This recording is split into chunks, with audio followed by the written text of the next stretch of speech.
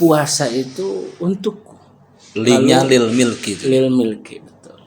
Jadi lalu kemudian karena milikku, maka yang akan memberikan ganjarannya, al-ajrubnya itu ya secara langsung adalah Allah Subhanahu wa taala.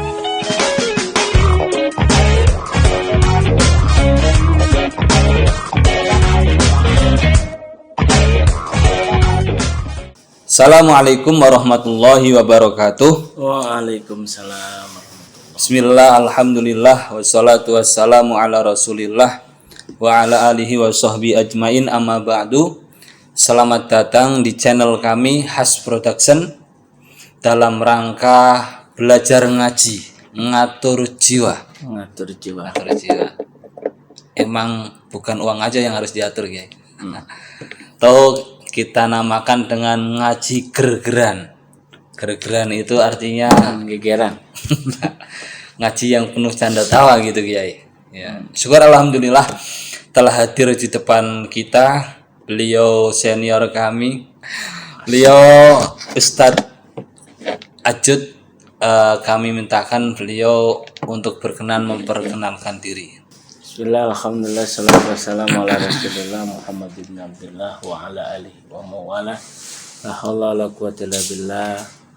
Al-Fakir Ajud Mujassar Rahman. Mujassar Rahman. Biasa ya dipanggil mah apa aja.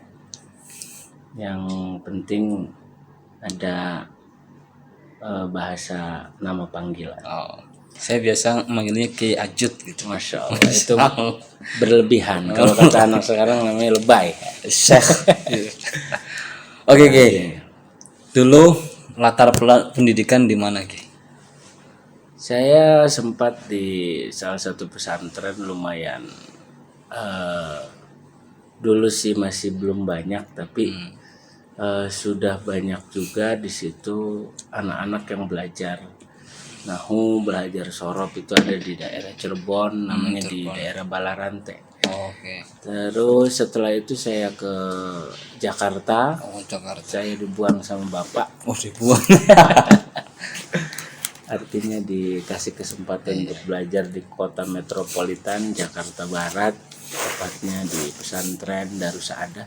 Sempat 6 kali lebaran di situ, lalu kemudian selesai dari situ ada keinginan untuk pergi menimba ilmu ke satu negeri yang biasa orang bilang negerinya negeri piramida, negerinya Nabi Musa. Ya walaupun di situ ada Firaun ya. Tapi yang jelas negeri tersebut tidak luput dari sejarah peradaban Islam.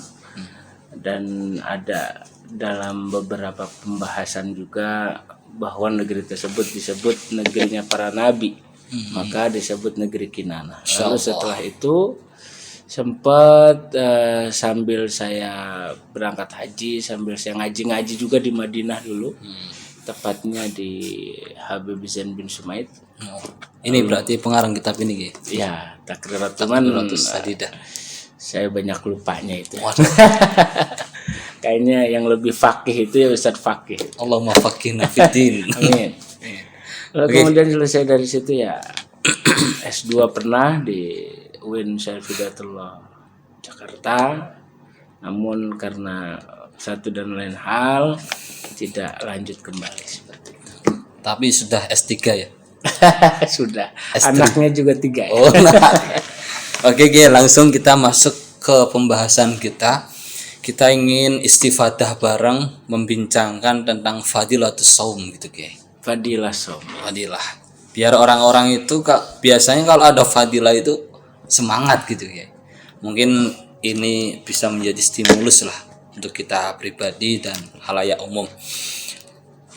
Saya bacakan, Kiai, nanti coba antum uraikan lebih dalam. Fadilatus shaum al ayatul wal ahadits kasiratun fi dalika wa minha qauluhu ta'ala kulu washrabu hani'am bima aslamtum fil ayyamil khaliyah. Itu termasuk fadilatus shaum yang dipaparkan oleh Habib Zain bin Sumaid dalam kitabnya Takriratus Sadidah. Artinya gimana itu, Kiai? Coba, Kiai. Dalam ayat yang tadi dibacakan, sepanjang kita mengetahui betapa pentingnya satu amalan ibadah, bahwa memang di dalam satu keterangan pun al-ajru biqadrita. Nah, dengan adanya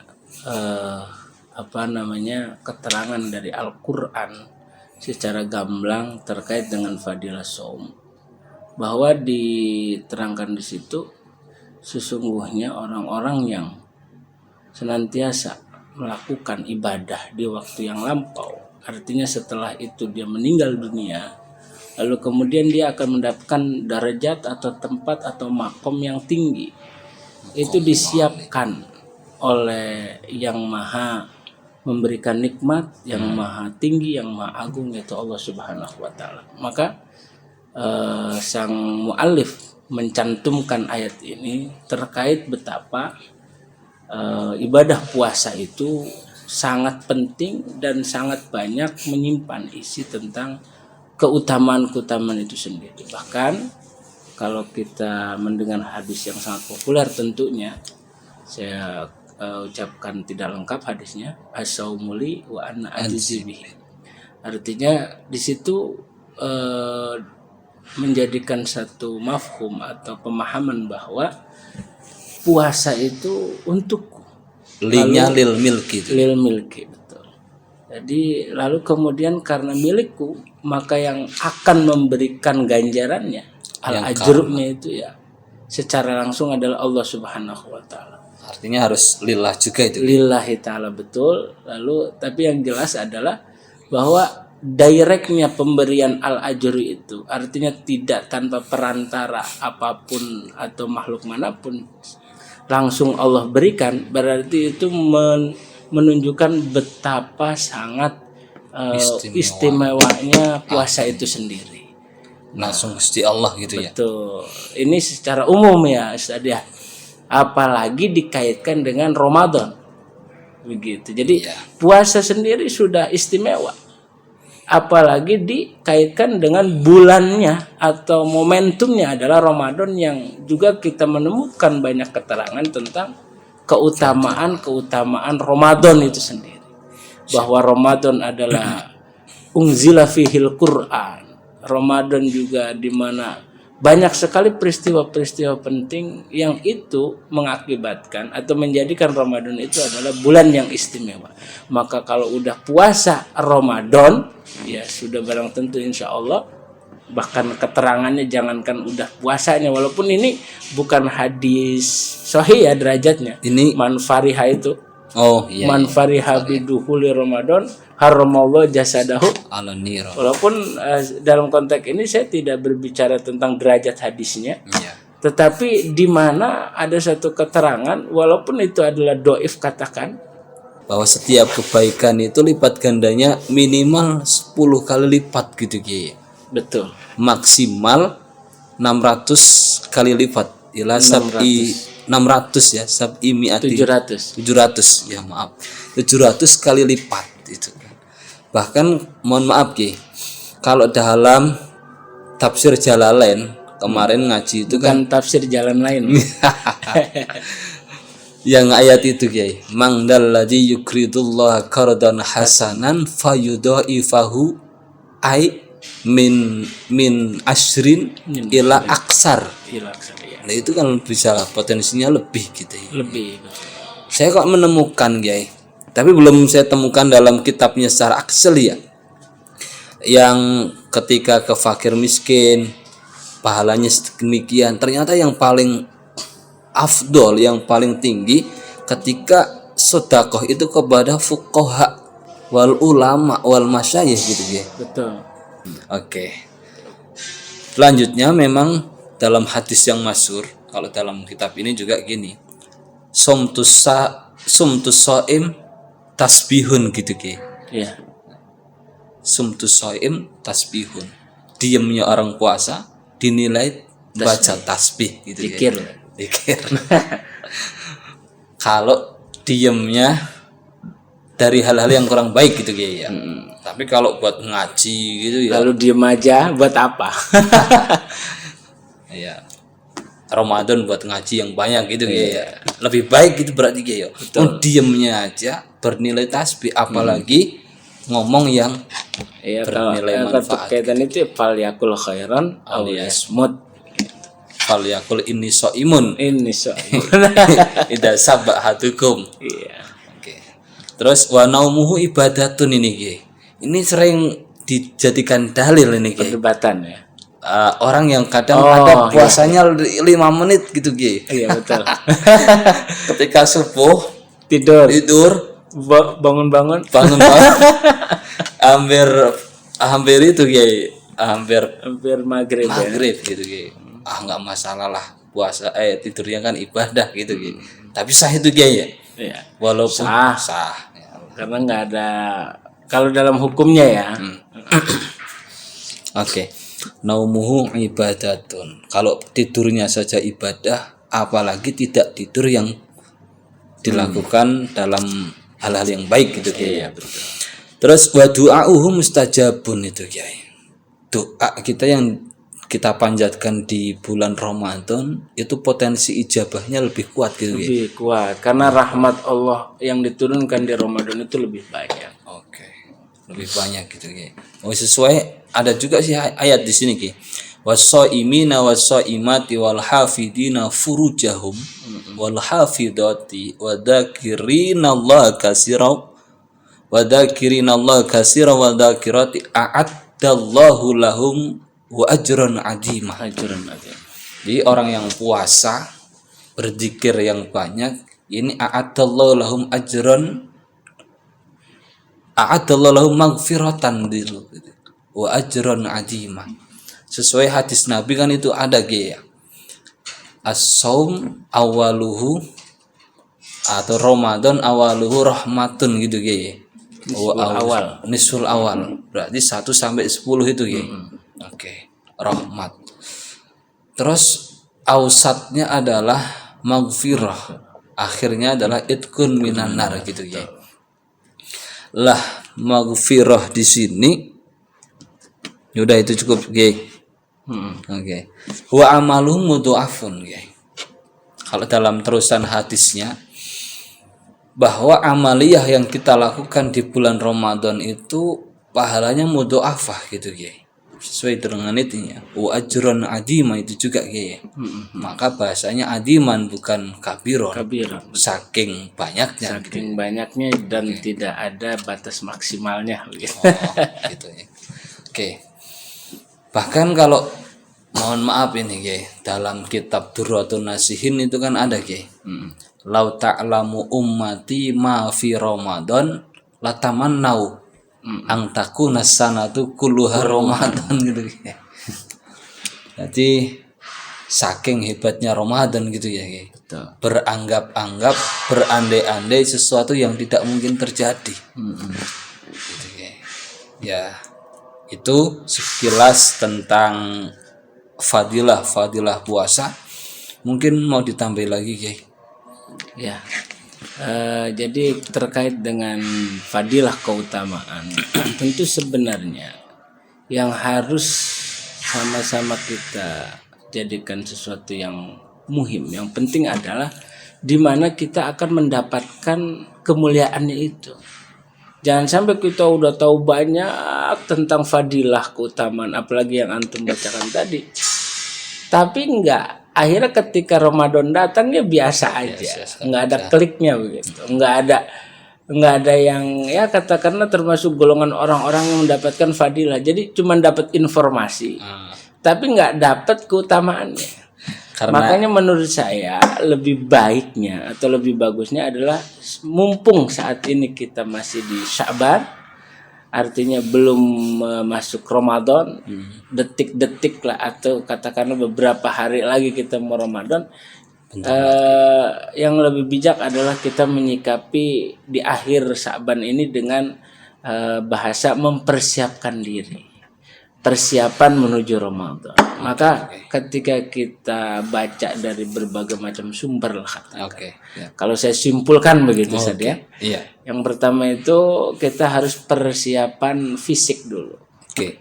Sebagaimana Rasulullah SAW Dalam satu hadisnya yang tadi dibacakan juga, yang akhirnya as-saumuli wa ana ajibi itu, bahwa Rasulullah SAW sendiri aksaro sauman atau banyak berpuasa itu kecuali Ramadan itu adalah Sya'ban, illa Sya'ban kan gitu dalam teks hadisnya. Nanti secara kamilnya dibacakan. Tapi dalam hadis itu jelas itu di mana Rasulullah hendak memberikan semacam stimulus gitu ya. Bukan, artinya semacam ini, semacam contoh begitu. Ini loh, kita mau puasa di bulan Ramadan. Ke depan nih Ramadan. Ini bulan Sya'ban. Bulan Sya'ban itu kan ada 1 bulan sebelum Ramadan. Lalu akhirnya Rasulullah banyak berpuasa di Sya'ban itu sebenarnya tujuannya untuk mempersiapkan fisik. Artinya yang namanya sahur itu kan jam 3 harus bangun, apalagi ibu-ibu, ya kan? Bukan jam 3, kalau belum ke pasar jam 2 ke pasar kan. Apalagi juga orang-orang yang misalnya kerja lembur atau segala macam itu kan berat. Di jam segitu udah harus ibu-ibu harus masak. Begitu kita harus bangun persiapkan makan. Malas sekali itu di jam-jam segitu. Maka kalau udah dibiasakan di Sya'ban, ya seenggaknya itu enggak begitu berat begitu. Lalu yang selanjutnya adalah persiapan mental, dan ini penting. Artinya mental kita itu harus benar-benar siap. Sebagaimana kita lagi katakanlah santri nih, kita kan lagi di pesantren An-Nuqthah nih sekarang ya.